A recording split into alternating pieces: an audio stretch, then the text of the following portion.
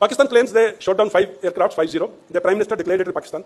He goes to Turkey after the war is over, he says 6-0. He goes to United Nations, after a few days he makes it 7-0.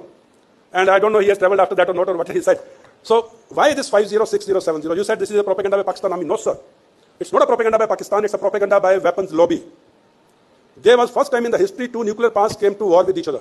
If you don't count Kargil, which was a localized skirmish. First time in the history of the world 2 nuclear powers came to war. There were Chinese weapons on Pakistani side, radars, aircrafts and guns, and there were American F-16s and all, and there were Turkish drones and all.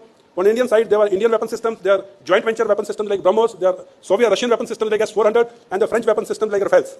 Now, when these 2 blocks were fighting each other in real time, in real war, the whole world is observing who is going to be the winner. Any side which wins will get all the orders of the world order of the weapon systems of future.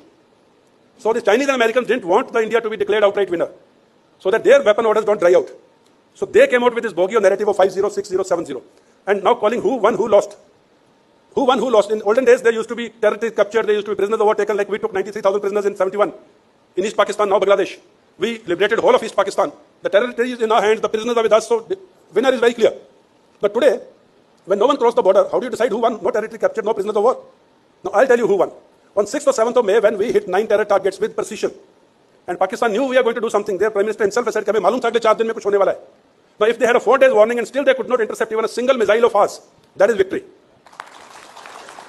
In Bahawalpur, you've seen the Masjid Subhanallah, you've seen the dome ruptured, you've seen the floor ruptured and the basement, the missile went into the basement and killed the Masood Azhar's relatives.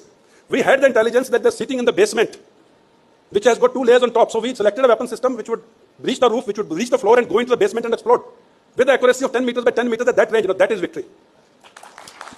When on 10th of May, they tried their level best to hit us for 4 days, they couldn't. And on 10th of May, when we hit the 11 air bases, with the aircraft standing on ground inside the hangars, and they again could not intercept even a single missile of ours, that is victory.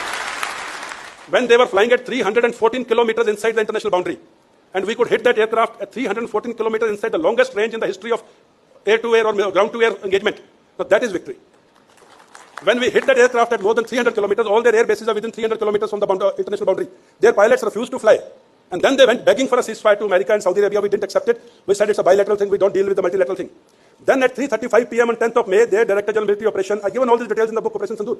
3:35 p.m. on 10th May, their Director General Military Operation picks up the phone, calls up Indian Director General Military Operations, and begs for ceasefire, Now that is victory. When we, being in a position of strength, we could have hit them more militarily, economically, but being a responsible nuclear state, being a responsible democracy, being a responsible country, we accepted their plea of ceasefire. Now that is victory. Thank you.